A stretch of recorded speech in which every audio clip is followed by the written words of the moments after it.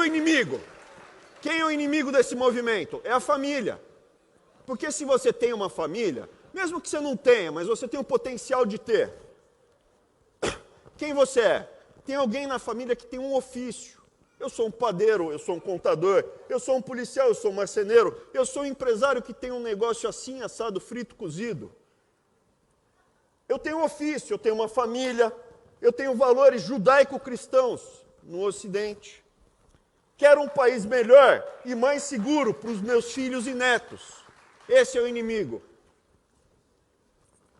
Você tem o comunista vocacional. O que é o comunista vocacional?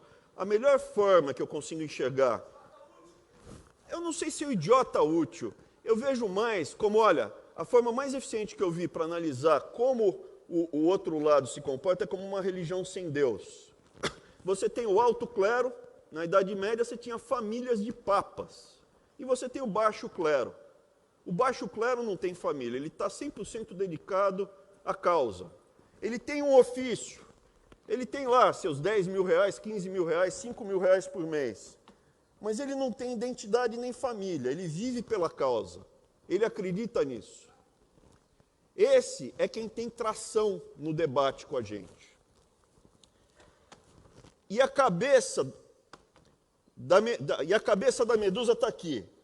É o comunista dinástico, é um oligarca, empresário comunista, por incrível que pareça, é o que a gente lida, é o falso bom moço, é aquele cara que se entope de ganhar dinheiro arrancando o couro do povo e vai lá e fala, não, mas o social.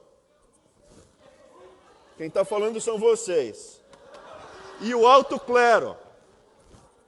O alto clero, o que é? Você pega, são gerações de grão-vizir comunista. O vovô, o bisavô do cara era, o avô do cara era, o pai do cara é, o cara é e o filhote já está vindo para sugar nosso sangue. Não é piada, não é o João Dória esse. Esse daqui estava lá em outro modelo aqui. Mas se você pegar, tem uma família lá no Rio Grande do Sul que o bisavô era socialista. Tem um monte, mas tem uma lá que o pai está no PT, a filha está no PSOL, e o filhote, que já está lá com seus 30 anos, não sei, você que está falando também. Mas voltando, esses são os inimigos. A classe média é o alvo. E quem foi o primeiro guerreiro contra os monopólios foi o Theodore Roosevelt no começo do século XX.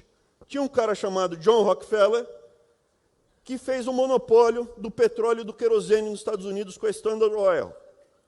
O Theodore Roosevelt virou presidente e falou, bonitão, naquela época tinha exatamente isso, grandes conglomerados estavam conseguindo monopólio em áreas importantes da economia americana. Baron Robbers, os barões ladrões. E o Theodore Roosevelt, que era um destrambelhado, que gostava de arma, que gostava de caçar, ele chegou para os caras e falou, pode parar com isso aí.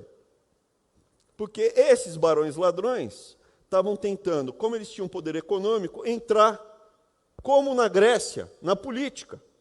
Se não fosse pelo Theodore Roosevelt, os Estados Unidos hoje não seria uma democracia como é hoje. Não teria tanta classe média. Ele obrigou o John Rockefeller a quebrar a Standard Oil em 5. E falou, escolhe uma das 5, as outras 4 você não pode ter controle. Acabou o monopólio. E hoje o setor de petróleo nos Estados Unidos tem 1 zilhão. Mas essa dinâmica de sempre tentar pegar o monopólio é constante.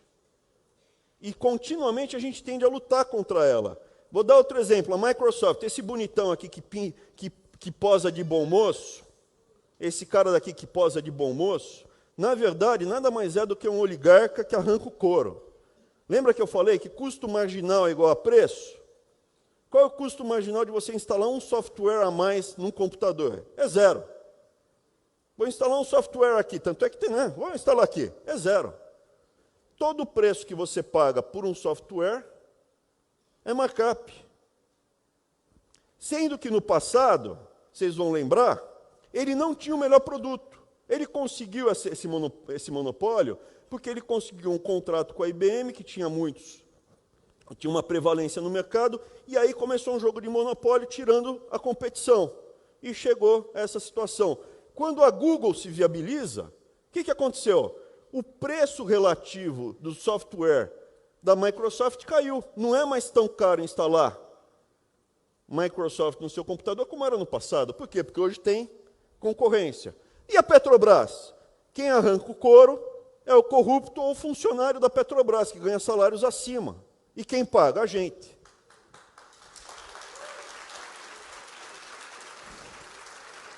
O que aconteceu no Brasil? Desde o Fernando Henrique está acontecendo isso. Tem o CAD, que é a agência antitrust. Continuamente a gente vê monopólios e oligopólios sendo criados. Cerveja, bife, frango, papel e celulose, banco.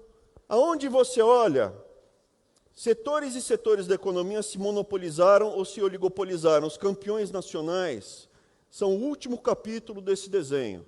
Isso feito com o nosso dinheiro, porque tem incentivo fiscal, feito com juros através de BNDES, Banco do Brasil Caixa, fundos de pensão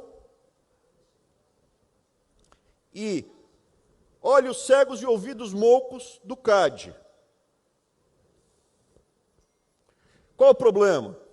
O problema onde não teve essa crise tão grande, essa lição tão grande, algumas empresas e conglomerados e famílias não aprenderam essa lição. E a classe média também não aprendeu a lição. Estados Unidos, 30 de outubro de 1939, pouco antes de começar, véspera da Segunda Guerra, no meio de Manhattan, desfile com as bandeiras americanas, todo mundo batendo palma. Opa, tem uma coisinha aqui na frente, o que é? Sempre houve jogo totalitário no mundo inteiro. A gente está vivendo uma reinterpretação desse jogo totalitário, que se aliou ao movimento marxista cultural, e essa é a causa do problema. A gente pode ficar atacando os efeitos. Estão falando mal da Bíblia. Estão falando que todo mundo nasce igual, com sexo. Depois a gente escolhe o que vai ser quando crescer, né, de sexo. Né? Eu posso dar vários exemplos. Esse Thomas Watson era o representante da IBM na Europa. A IBM ganhou o primeiro grande contrato, e aí começou, com a Alemanha nazista, entregando cartões perfurados, que é o avô do computador, para identificar quem ia para o campo de concentração. Grandes conglomerados, fora da Alemanha, não aprenderam essa lição, continuaram nesse jogo. Esse cara daqui é o Henry Ford, ganhando umas medalhinhas dos representantes da Alemanha. Mas ele era brilhante. O Porsche também era brilhante. Eu uso aspirina. Esse cara daqui, na pessoa física, era um escroque completo. Só que a família dele não aprendeu que não pode, que é feio. Por isso que a Fundação Ford dá dinheiro para a ONG no Brasil, cercar a minha família em Santarém, para detonar comigo e com a minha família na frente das crianças. A Fundação Ford faz isso, interfere diretamente aqui no Brasil na nossa liberdade, na liberdade das nossas famílias. Mas não é só a Fundação Ford.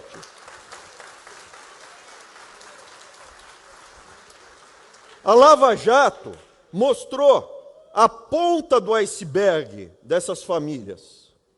A pontinha do iceberg. São famílias de empreiteiros. A Odebrecht foi para a cadeia. Mas tem mais família de empreiteiros tradicionais.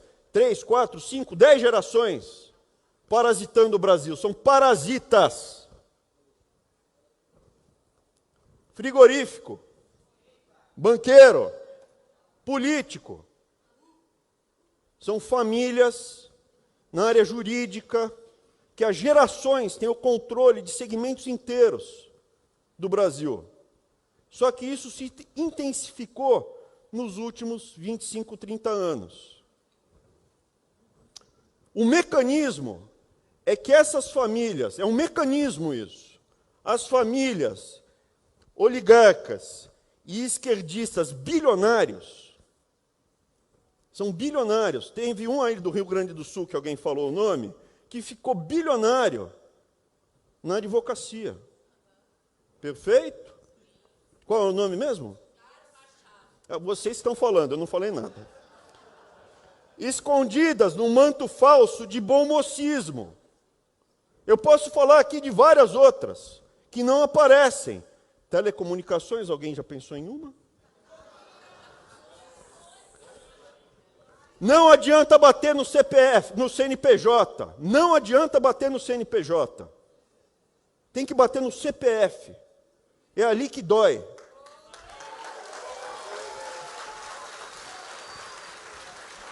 E aí, vocês chegam e falam assim, exonera, exonera. Nós somos indivíduos com nosso CPF. Vocês têm que entender o tamanho da montanha que a gente tem que escalar todo dia. E vocês ajudam muito. Sem vocês, a gente não tinha a menor chance. Eu era um de vocês na Paulista.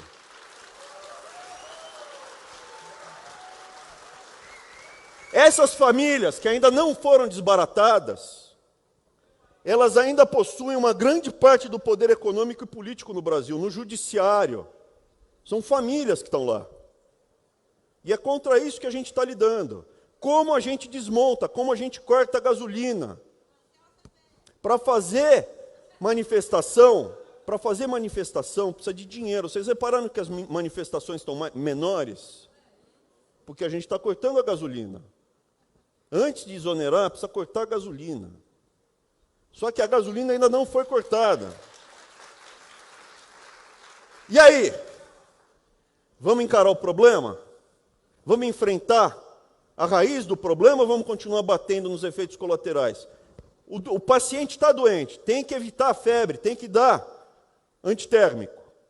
Mas se a gente não for no problema e enfrentar, bater de frente com eles, a gente vai virar escravo, como na Venezuela.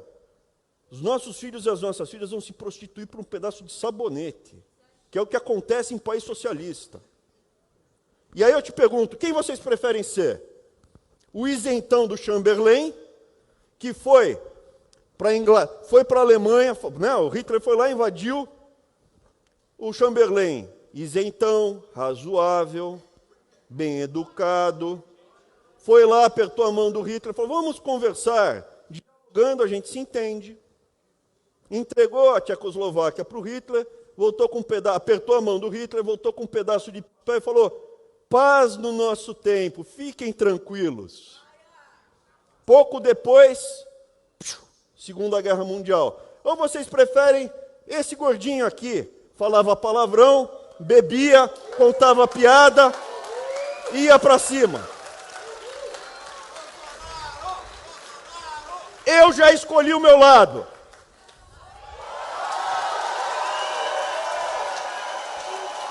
Obrigado, Duda. Obrigado. Terminou.